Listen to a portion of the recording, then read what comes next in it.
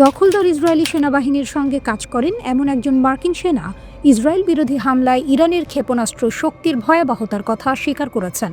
তিনি বলেছেন, ইরানের ক্ষেপণাস্ত্রের ভয়ে আমরা ঘুমাতে পারিনি।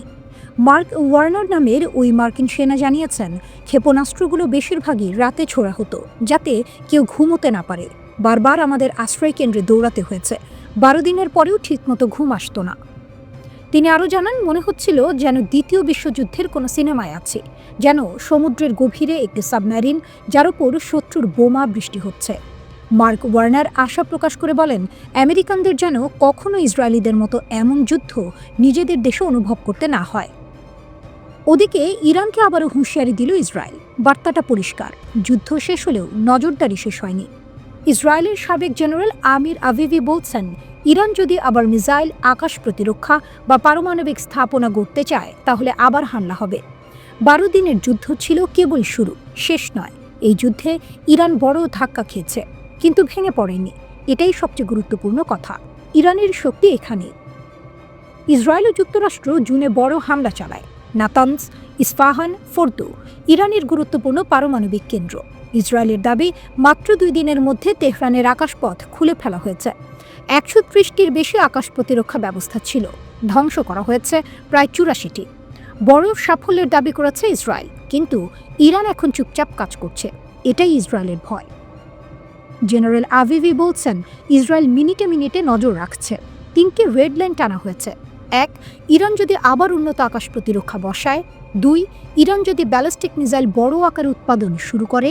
3, ইরান যদি পারমাণবিক অস্ত্রের পথে হাঁটে। এই 3টির যে কোনো একটি আবার যুদ্ধ ডেকে আনবে। কিন্তু এখানেই প্রশ্ন ওঠে, ইরান কি এত সহজ? ইরান বলছে তাদের পারমাণবিক কর্মসূচি শান্তিপূর্ণ, মিসাইল কর্মসূচি প্রতিরক্ষামূলক। আর বাস্তবতা, ইরান এখনও অঞ্চলের সবচেয়ে বড় মিসাইল শক্তিগুলোর একটি। হুথি, হিজবুল্লাহ এগুলো শুধু নাম নয়, এগুলো ইরানের কৌশলগত বাহু। যুদ্ধের সময় ইরান সরাসরি আঘাত হেনেছে। ইসরায়েলে বেসামরিক মানুষ মারা গেছে। এটাই প্রমাণ ইরান কাগুজে বাঘ নয়। ইসরায়েল বিজ্ঞানীদের লক্ষ্য করেছে, কারখানা ধ্বংস করেছে, গোপন বাহিনী IRGC এর শীর্ষ কর্মকর্তাদের হত্যা করেছে। তবুও ইরান টিকে আছে। বেঁচে থাকা বিজ্ঞানীদের নিরাপদ স্থানে সরানো হয়েছে, গবেষণা ছড়িয়ে দেওয়া হয়েছে। এই কাজটাই শক্ত রাষ্ট্র করে। এখন শুরু হয়েছে নতুন অধ্যায়, গোপন হামলা, সাইবার আক্রমণ, গোয়েন্দা তৎপরতা। ইসরায়েল লেবানন ও গাজায় হামলা চালাচ্ছে, আর ইরান বলছে আমরাই জয়ী। পরের বার জবাব আরও কঠিন হবে। ইসরায়েলের জবাবও প্রস্তুত। এইবার সরকার পতনও আলোচনায় আসতে পারে। কিন্তু ইতিহাস বলে, ইরান চাপ সহ্য করতে জানে, ভাঙে না, পুনর্গঠন করে। এই দ্বন্দ্ব থামেনি, শুধু রূপ বদলেছে।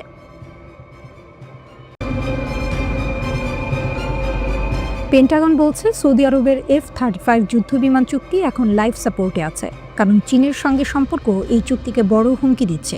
ট্রাম্প খুবই ক্ষুব্ধ, কারণ গোয়েন্দা তথ্য বলছে সৌদি আরব নাকি F-35 প্রযুক্তি চীনের হাতে তুলে দিতে পারে। ওয়াশিংটন এখন তুমুল আলোচনায়। সবাই প্রশ্ন করছে, MBSকে চীনের সঙ্গে চুক্তি করে F-35 সমঝোতা নষ্ট করে ফেলেছেন। আমেরিকার সবচেয়ে বড় ভয়, চীন নাকি সৌদি প্রকল্পগুলোকে ব্যবহার করে মার্কিন অস্ত্র প্রযুক্তিতে ঢুকে পড়তে পারে। এখন মনে করা হচ্ছে, MBS এর হোয়াইট হাউস সফরের আগে সৌদি আরবের F-35 চুক্তি নতুন বাধার মুখে পড়েছে। নভেম্বরের শুরুতে রিপোর্টে বলা হয়েছিল, MBS শিগগিরই F-35 পাওয়ার দৌড়ে সবচেয়ে এগিয়ে আছেন। এমনকি বলা হয়েছিল, MBS এর যুক্তরাষ্ট্র সফরের আগে সৌদি আরব পেন্টাগনের একটি গুরুত্বপূর্ণ ধাপও পেরিয়ে গেছে। কিন্তু হঠাৎই নতুন এক পেন্টাগন রিপোর্ট সতর্ক করে দেয় যে F-35 প্রযুক্তি ফাঁস হওয়ার ঝুঁকি আছে। রিপোর্টটি বলছে, চীনের সঙ্গে সৌদি আরবের নিরাপত্তা অংশীদারিত্বের কারণেই এই ঝুঁকি তৈরি হয়েছে। এইসব ঝুঁকি তুলে ধরা হয়েছে একটি বড় প্রতিবেদনে, যা তৈরি করেছে মার্কিন প্রতিরক্ষা গোয়েন্দা সংস্থা DIA। রিপোর্ট আরও বলে, সৌদি আরব এখন রাশিয়া ও চীনের সঙ্গে সম্পর্ক জোরদার করছে, যারা আমেরিকার প্রধান প্রতিদ্বন্দ্বী। এমনকি সৌদি আরব ইরানের সঙ্গেও আরও ঘনিষ্ঠ হচ্ছে, আর ইরানেরও রাশিয়া ও চীনের সঙ্গে সামরিক সম্পর্ক আছে। আমেরিকার শক্তিশালী F-35 যুদ্ধবিমান F-35 ম্যাক 1.6 গতিতে সুপারসনিকভাবে উঠতে পারে। এটি শক্তিশালী সেন্সর ও কম দৃশ্যমান হওয়ার প্রযুক্তি ব্যবহার করে। এর স্টেলথ প্রযুক্তি রাডারে ধরা পড়ার সম্ভাবনা খুব কমিয়ে দেয়। F-35 শত্রু এলাকায় কম ঝুঁকিতে প্রবেশ করতে পারে। এটি রিয়েল টাইম তথ্য সংগ্রহ করে এবং অন্য সম্পদের সঙ্গে তা ভাগ করে। পাইলটের হেলমেটে বিশেষ ডিসপ্লে থাকে যা সরাসরি চোখের সামনে সব তথ্য দেয়। এতে এমন ইলেকট্রনিক যুদ্ধ ব্যবস্থা আছে যা শত্রুর রাডার জ্যাম করতে পারে ও আক্রমণ ব্যাহত করতে পারে। ইসরায়েলের আকাশ নিয়ন্ত্রণকে হুমকিতে মার্কিন অস্ত্র বিক্রির নীতি সবসময় নিশ্চিত করেছে ইসরায়েল মধ্যপ্রাচ্যে সামরিকভাবে এগিয়ে থাকবে। ইসরায়েলই একমাত্র দেশ যাদের কাছে F-35 রয়েছে এবং তারা 10 বছর ধরে এটি ব্যবহার করছে। এর আগে উপসাগরীয় দেশগুলোর কাছে F-35 বিক্রির আলোচনা হয়েছিল, কিন্তু একই ধরনের উদ্বেগে তা থেমে যায়।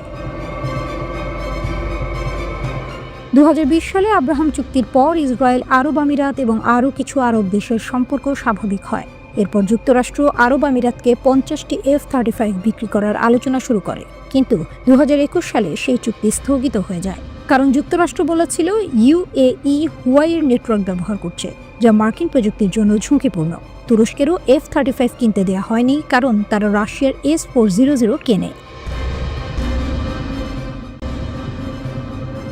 এ যেন মরুভূমির বুকে ইস্পাত ঝড়ের জন্মকথা, যেন নিঃশব্দ রাত ছিঁড়ে ছুটে আসা অদেখা ভুবনের গল্প।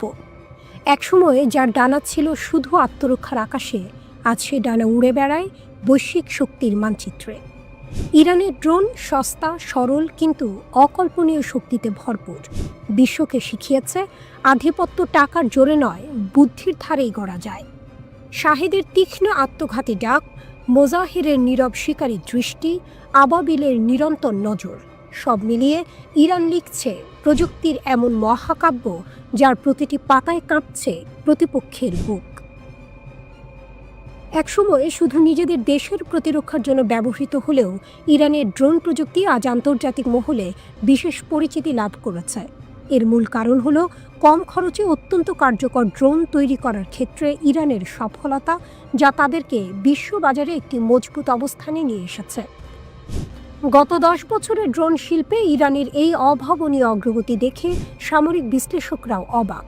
তাদের সাফল্যের রহস্য কোনো জটিল বা অত্যাধুনিক প্রযুক্তি নয়, বরং সহজ, নির্ভরযোগ্য এবং সাশ্রয়ী প্ল্যাটফর্ম তৈরির দিকে মনোযোগ দেওয়া। বাণিজ্যিকভাবে সহজেই পাওয়া যায় এমন যন্ত্রাংশ ব্যবহার করে ইরান এমন সব ড্রোন তৈরি করেছে যা যুদ্ধক্ষেত্রে দ্রুত এবং বৃহৎ পরিসরে ব্যবহার করা সম্ভব। এটি ইরানের সামরিক শক্তির অন্যতম দিক। ইরানের ড্রোনের মধ্যে সবচেয়ে বেশি আলোচনা এসেছে শাহেদ 136। এটি হলো এক ধরনের লয়টারিং মিউনিশন বা কামিকাজে ড্রোন, যা লক্ষ্যবস্তুতে আঘাত হানার জন্য কেবল একমুখী মিশনে ব্যবহার করা হয়। এর সস্তা নির্মাণ সামগ্রী, সরল কাঠামো এবং গণ উৎপাদনের সুবিধা একে বহু দেশের কাছে আকর্ষণীয় করে তুলেছে।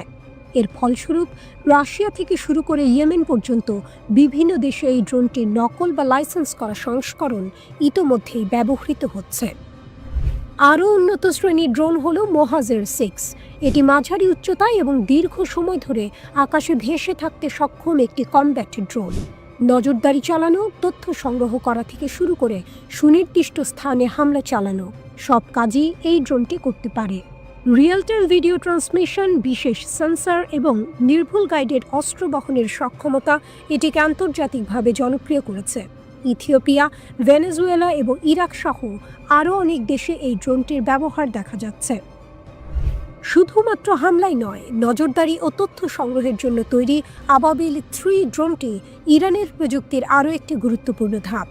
দীর্ঘ ফ্লাইট টাইম, স্থিতিশীল উড়ান এবং স্পষ্ট ভিডিও পাঠানোর ক্ষমতা থাকার কারণে এটি সীমান্ত পাহারা দেওয়া থেকে শুরু করে যুদ্ধক্ষেত্রে সুনির্দিষ্ট লক্ষ্য চিহ্নিত করার মতো কাজে ব্যবহৃত হচ্ছে।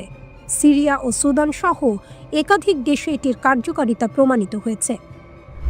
বর্তমানে ইরানের ড্রোন আফ্রিকা, দক্ষিণ আমেরিকা এবং পূর্ব ইউরোপের মতো বহু অঞ্চলে ব্যবহৃত হচ্ছে। পশ্চিমা বা রুশ প্রযুক্তির তুলনায় কম খরচে একটি কার্যকর সামরিক সমাধান পাওয়ায় অনেক দেশ এখন ইরানের প্রযুক্তির দিকে ঝুঁকছে। এর ফলে প্রতিরক্ষা শিল্পে ইরান একটি নতুন কূটনৈতিক প্রভাব বলয় তৈরি করতে সক্ষম হয়েছে। সাশ্রয়ী মূল্য, নির্ভরযোগ্যতা এবং বাস্তবমুখী নকশা, এই 3টি বিশেষ বৈশিষ্ট্যই ইরানের ড্রোন শিল্পকে আজ বিশ্বজুড়ে একটি বিশেষ স্থানে নিয়ে এসেছে। শাহেদ 136, মোহাজের 6 এবং আবাবিল 3 ড্রোনগুলো প্রমাণ করেছে যে অতিরিক্ত ব্যয় সাপেক্ষ প্রযুক্তি ব্যবহার না করেও একটি শক্তিশালী ও কার্যকর সামরিক প্ল্যাটফর্ম তৈরি করা সম্ভব, যা ইরানের সামরিক সক্ষমতা ও বুদ্ধিমত্তার পরিচয় দেয়। ইসরায়েল আবারও ইরানে হামলা করবে? হামলার ধরন কেমন হবে? কবে শুরু হতে পারে নতুন যুদ্ধ? এক জ্যেষ্ঠ ইউরোপীয় কূটনীতিকের সাম্প্রতিক সতর্কবাণী মধ্যপ্রাচ্যের বুকে নতুন করে সংঘাতের কালো মেঘ জমিয়েছে। তার মতে আগামী 12 মাসের মধ্যে ইসরায়েল ইরানের বিরুদ্ধে সামরিক হামলা চালাতে পারে। যদিও গাজা পুনর্গঠন প্রক্রিয়া চলায় আপাতত কয়েক সপ্তাহের মধ্যে মার্কিন যুক্তরাষ্ট্রের পক্ষ থেকে এমন কোনো বড় আক্রমণের সবুজ সংকেত পাওয়ার সম্ভাবনা কম, রিপোর্ট ওয়াইনেটের। ওই কূটনীতিক সতর্ক করে বলেন, ইসরায়েলের পক্ষ থেকে ইরানকে লক্ষ্য করে কোনো বড় ধরনের সামরিক অভিযান গাজা উপত্যকার পুনর্গঠনের জন্য আমেরিকার নেতৃত্বাধীন প্রচেষ্টাকে ব্যাহত করতে পারে। এই কারণে অদূর ভবিষ্যতে আমেরিকা এমন কোনো পদক্ষেপ অনুমোদন করতে চাইবে না। তিনি বলেন, আমার বিশ্বাস আগামী কয়েক সপ্তাহের মধ্যে এটা ঘটবে না। আমেরিকানরা চাইবে না যে এটা গাজা পুনর্গঠন প্রক্রিয়াকে ছাপিয়ে যাক এবং তারা এই মুহূর্তে ইরানের বিরুদ্ধে বড় কোনো অভিযান অনুমোদন করে সেই প্রক্রিয়াকে বিপন্ন করতে চাইবে না। 1 বছরের মধ্যে হামলার জোরালো পূর্বাভাস। তবে এই সাময়িক বিরতি সত্ত্বেও কূটনীতিকটি 1 বছরের মধ্যে হামলার বিষয়ে তার ব্যক্তিগত দৃঢ় বিশ্বাস ব্যক্ত করেন। আমি কি বিশ্বাস করি যে ইসরায়েল আগামী 12 মাসের মধ্যে ইরানের সামরিক পদক্ষেপ নেবে? ব্যক্তিগতভাবে হ্যাঁ, তিনি বলেন। এর মূল কারণ হিসেবে তিনি উল্লেখ করেন যে ইরানের নেতৃত্ব, বিশেষ করে সর্বোচ্চ নেতা খামেনি, সাম্প্রতিক সংঘাত থেকে সঠিক শিক্ষা নেননি, বরং তারা তাদের প্রচেষ্টা আরও বাড়িয়ে দিচ্ছেন।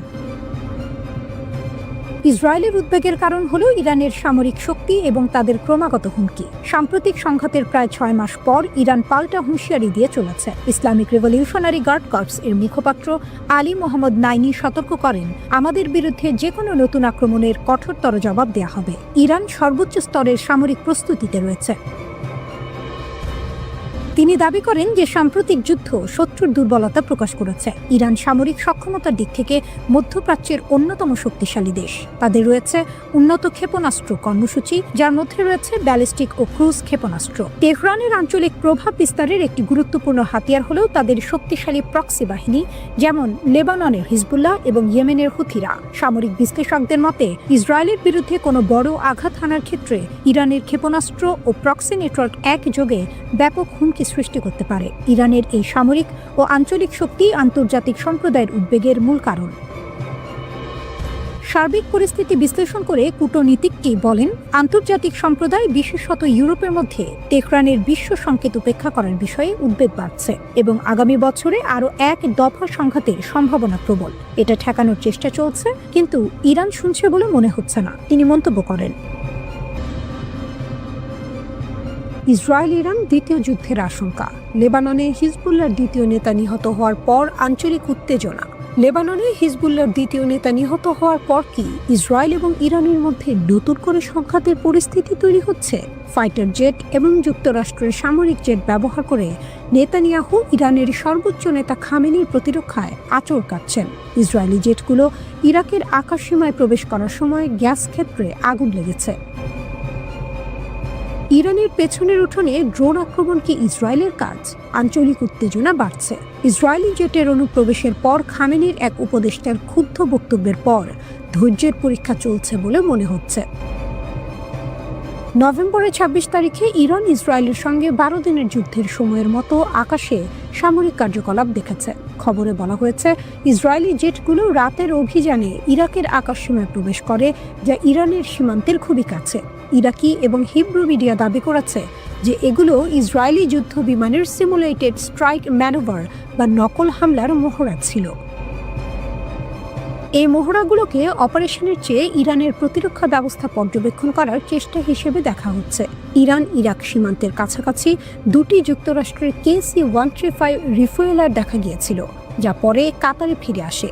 ইসরায়েল ইরান সংঘাতে যুক্তরাষ্ট্রের ভূমিকা বিবেচনা করে এই KC-135 রিফুয়েলারগুলোর উপস্থিতি নতুন উত্তেজনার জল্পনা আরও বাড়িয়েছে। একই সময়ে নভেম্বরের ২৬ তারিখে ইরাকের খোরমোর গ্যাস ক্ষেত্রে একটি ড্রোন হামলা হয়েছে বলে খবর পাওয়া যায়। স্থানীয় সময় রাত প্রায় ১১:৩০ দিকে এই হামলা চালানো হয়েছিল, যার ফলে স্থাপনাটিকে কার্যক্রম স্থগিত করতে হয়। বেশ কয়েকটি গ্যাস স্টোরেজ ট্যাঙ্কে আঘাত করা হয়েছিল, যার ফলস্বরূপ একটি বিস্ফোরণ ও আগুন লাগে এবং শ্রমিকরা আহত হন। ইরাকি সামরিক কমান্ডের মতে এই হামলার লক্ষ্য ছিল অঞ্চলের নিরাপত্তা ও অর্থনৈতিক স্থিতিশীলতা ব্যাহত করা। লেবাননে হামলার পর কি ইরান ক্ষুব্ধ? এদিকে ইরানের সুপ্রিম ন্যাশনাল সিকিউরিটি কাউন্সিলের সাথে সম্পর্কিত বলে দাবি করা একটি সোশ্যাল মিডিয়া পোস্ট ভাইরাল হয়েছে। আলী লারিজানি নামে পরিচিত এই পোস্টে অনুপ্রবেশের খবরের পর অভিযোগ করা হয় যে ইরানের ধৈর্যেরও সীমা আছে। একই সাথে ইসরায়েলি মিডিয়া দাবি করেছে ইরান তার এক্সিস অফ রেজিস্ট্যান্স নেটওয়ার্ক পুনর্গঠন করছে। ইসরায়েলি মিডিয়া আরও দাবি করেছে তেহরান লেবানন, ইরাক এবং ইয়েমেনে উন্নত সরঞ্জাম স্থানান্তর করছে।